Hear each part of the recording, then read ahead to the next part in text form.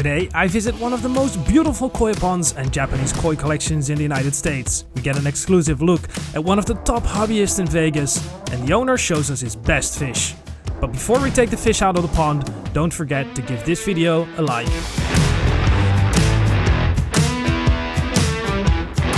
This is my home in Las Vegas, my pond, 20,000 gallons. I love everything about it. It's been very enjoyable. I built the pond here and been running it ever since. I'm the only one that touches the water. And all the fish in here are provided from Shawn and MysticKoi, and all different great varieties and breeders all over Nagata, Japan.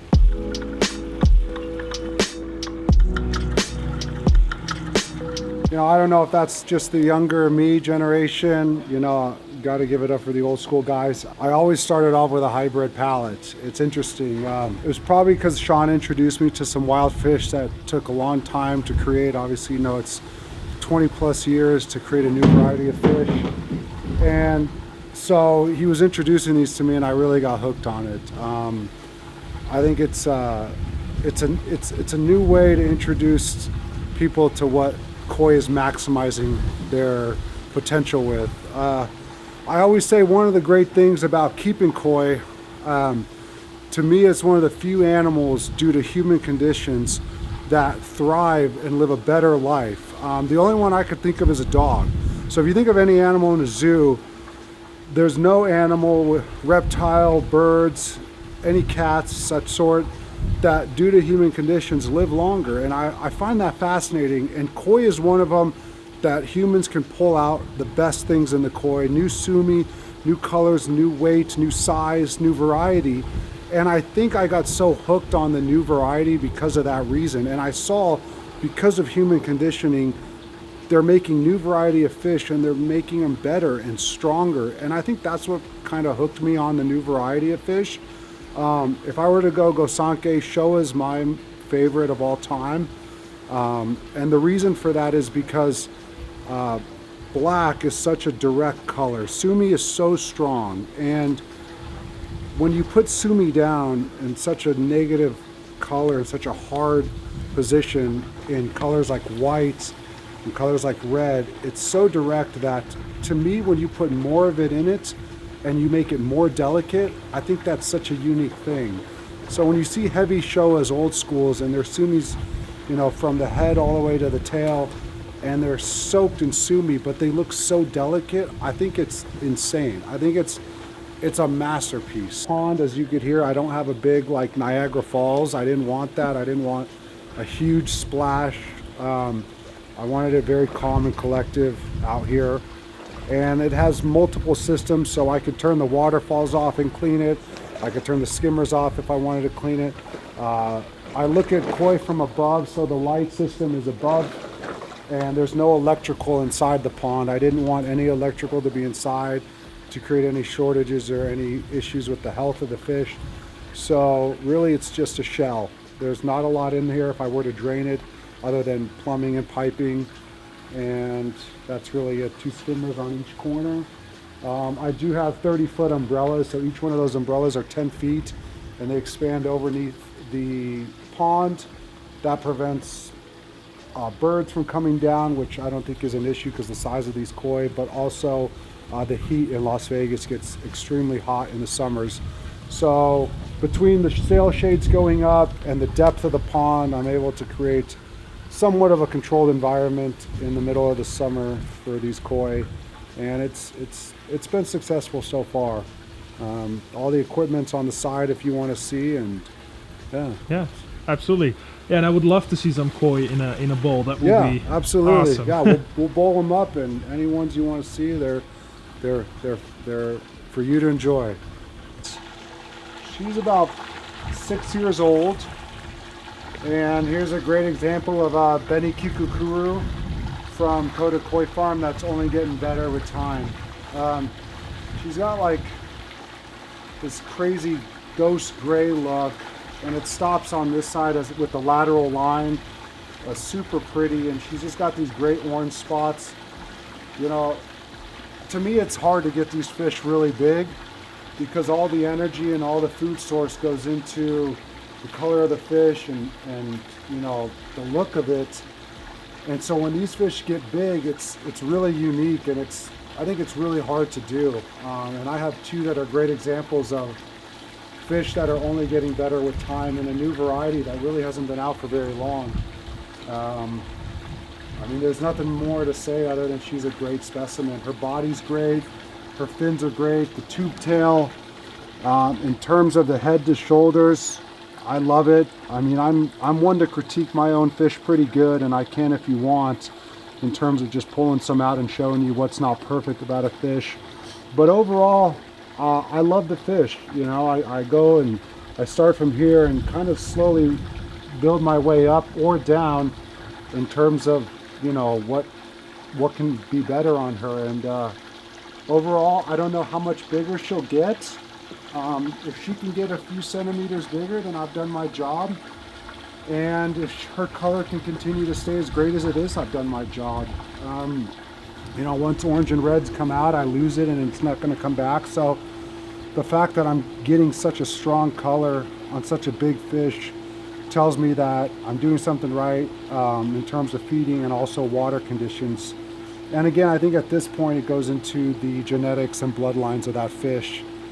One thing I have been learning with the new variety, because of size, is at this level of koi collecting, you know, you go to big water, healthy water, you know, non-static flow, all this stuff, and then you get into feeding, and then you get into bloodlines, you know, and then you start looking for, you know, big Dainichi Showas or big Terrazzo Kuhakus or whatever it is your palate desires, and you get these fish and you get these big water ponds and stuff like that, and you still realize that you're missing something. And the one thing I've learned is koi behavior, and you can't really, it's an interesting thing that I've learned the last couple of years, because you could have great water conditions and you could have a great palate of feeding and you could have a great bloodline, but if the behavior of that koi doesn't come up and eat, and you miss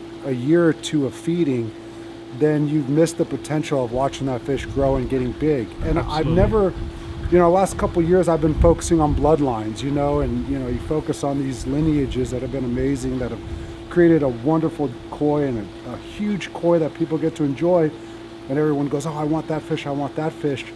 And they get that category, that bloodline, and it doesn't get that big, and they're going, God, why, man? I've got such a, you know, great bloodline. I paid all this money for it.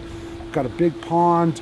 I just throw a bunch of food in there, and to me, it really comes down to a behavior thing now, and that's really hard to master, because these koi are so, they're very docile, and everyone has a unique character. You know, so you really have to study the behavior of each koi, and it's really hard to get to that level of understanding the behavior of every one of your koi and how they react to food, or sinking pellets, or floating pellets, or shadows above them when people come up and approach the pond. And there's a lot, and you have to learn that throughout the season of growth in order for them to not avoid a summer being missed, or a winter being missed is just as important. And so that has been kind of my journey. I've been learning right now is the behavior of koi with great water conditions, great feeding, and great bloodlines. And I'm so novice in understanding that. It's really exciting for me, because it's something that has taken me up to this point of koi collecting for me to even think about. So this is another example of something that you really super new school. And something you just can't replace. If I were to lose this fish, there is no other one in the world, and I think that's so exciting. Another Kokuryu, and this thing has really gotten better throughout time. It's a really, really wild fish. It's super healthy, thriving, excellent, and it's just one of my favorite hybrid fish in here. This fish has a unique story. This fish was owned by a guy named Jim Smith, and he bought the fish from Shawn out of MysticKoi for their grow out contest. So something Shawn was doing years ago was they would have a grow out contest. They would buy a fish and they would grow it out for a year, and then the judges would come back and judge the fish. This fish at that time, as a 2-year-old, was the first non-Gosonki to win the grow out contest at MysticKoi.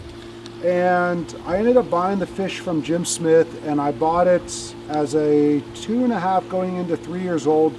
The fish currently now is over 8 years old. So she's an old fish, but it just shows you that it doesn't matter how old they are, they can get better and better with good bloodlines, with good genetics, with good behavior patterns.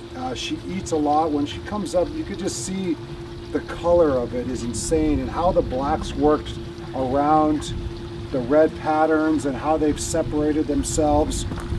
The color of her white and the grays, it's just an extraordinary fish. It's when it comes up in the light, it's such a unique fish. It's so hard to pinpoint. I can look at this fish for hours and I never feel like I'm looking at the same thing twice. The unique U shape on her head, it almost looks like it's cut out with white. And she's super docile.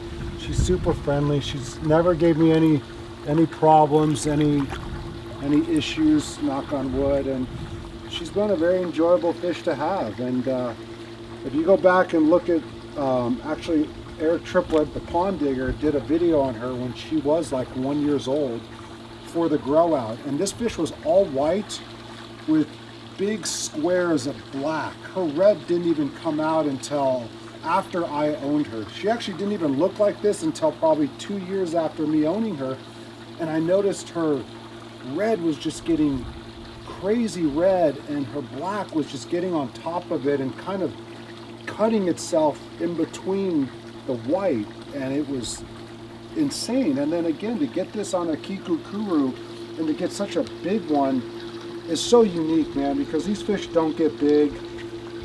I remember Coda seeing this in person. It was just like, I wish this fish was back in Japan. You know, I wish I had this fish, Chad. And you know, it's just extraordinary. It just shows you really don't know where a koi is going to go or where it's going to grow to until it's at the end of its journey. I believe right now the koi is at the end of its journey in terms of what I'm going to get from it, other than the size. So, and when I talk about size, she's got a long bone structure, she's got a great tooth tail, her fins are good, her color's good. The only thing I could do now with this specific one is just to make her fatter. I don't think I'm going to stretch the bones out any bigger. I don't think she's going to get longer in length. All I could do is get her meaty and husky for the next show, and that would be my journey. And that would be something I would really enjoy. So again, great fish, great size for what she is, and overall a really enjoyable fish. She complements other fish, especially single colored fish. When a single color like an ogon or a chagoy are next to her, she really complements them. Yeah, this one's by Ueno. These are two shows. Yeah, this thing is crazy, dude. Like, you don't see it down below.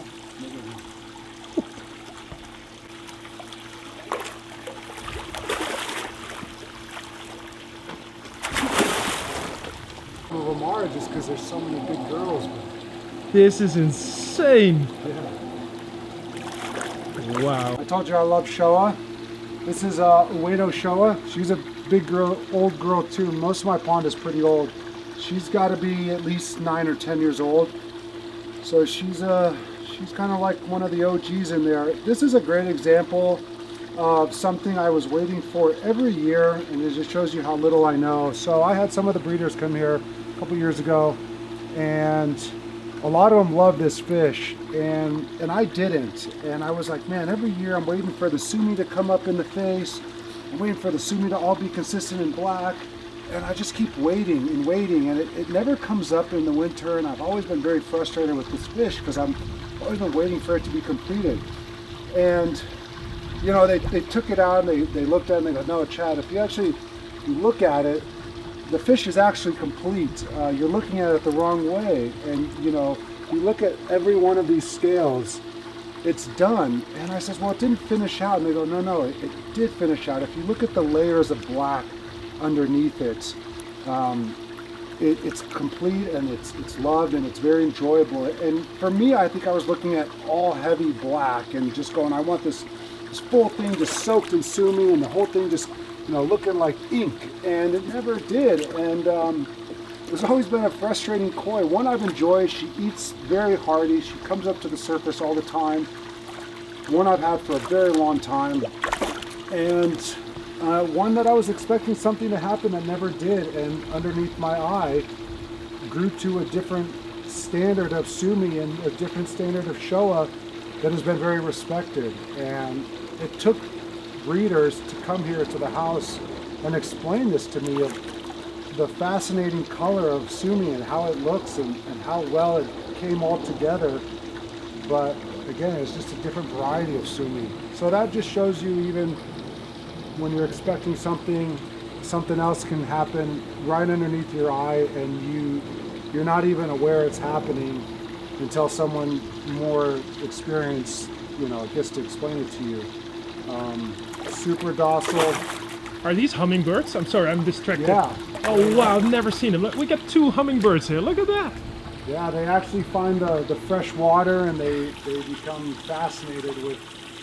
I catch them all the time. They have babies in the spring. Wow, they're so beautiful.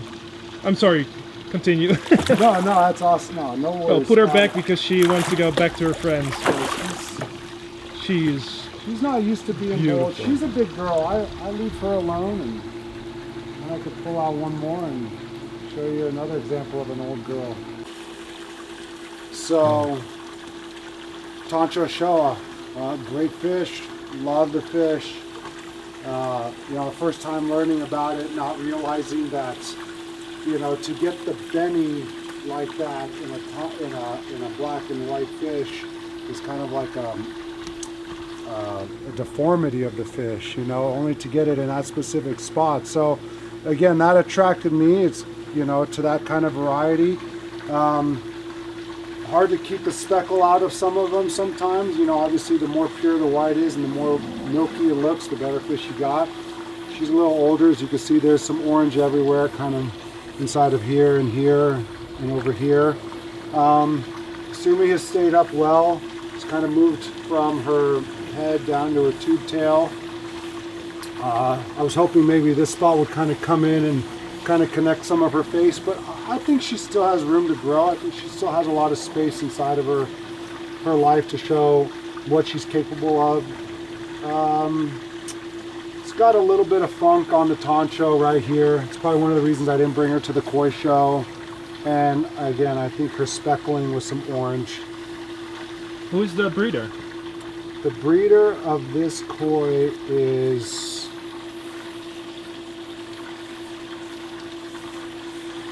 Koda bred this one. Nice. Yeah. Stunning. Tancho Showa is one of my favorite varieties. I love Tancho Showas. It's a classic look. It's a great fish. And again, I think, everyone, you want to try to make the Tancho as circular and perfect as you can. You want to keep the speckling out. You want to keep the sumi consistent. There's a lot of this fish that takes a lot of work to grow it into a really great fish. The delicacy of white and the hardness of sumi, and again, obviously making that Tancho stay forever. When it goes bad, and it doesn't come back. And that's one of the things you have to learn. I've learned that they're pretty hardy animals in terms of the Tancho Showa. They eat a lot. They're like big cows, pretty docile, almost comparable maybe to chagois. And it's been a very enjoyable fish to own. I love them as well, and I love seeing what I can do with this fish. I think this fish is a challenge with me in Las Vegas with the hard water and with the conditions that I have, and try to challenge it. Sometimes, again, with the Kokuryu I've done great things with the Showa I've done great things with, and then you take the same pond, same hospitality, same water conditions, and then you take this fish in the bowl and it's like starting all over. And it's like, God, it's just trying to do something different. And that's the challenge of koi collecting and koi hobbying, and having all these in one pond, is you're trying to get to different directions and different journeys with each fish in the same pond. And it's almost like kids, like different that same hospitality and the same love, and they're going to grow up totally different, you know, and the same nurturing and care. So it's exciting. It's exciting to see what they grow like and how big they get and what they can do, and you know what you can get at the end of it. So this is a great example of a good size Tancho Showa. Everything's going good, but a few things, and I couldn't ask for anything more. You know, the speckling doesn't bug me. Her Tancho doesn't really bug me. I know it's there. But at the end of the day, she is a beautiful fish, and I enjoy owning her and growing her out. All right, Chet, thank you so much for your hospitality. That's really cool. I think you have one of the best koi collections in the United States. Thank you. And if people think different, then invite me. Yeah, I'd love to, man. My doors, anytime you want to talk about koi, I could go on hours about this stuff. It's a passion, it's a hobby of mine, so thank you for coming. I appreciate everything. Thank you so much. Guys, let us know in the comments what you like about which one you like the most. Is it the Tancho Showa? Is it the Old School Showa? Or two varieties of Kiku Kurus. Exactly. Yeah. And more to come next time.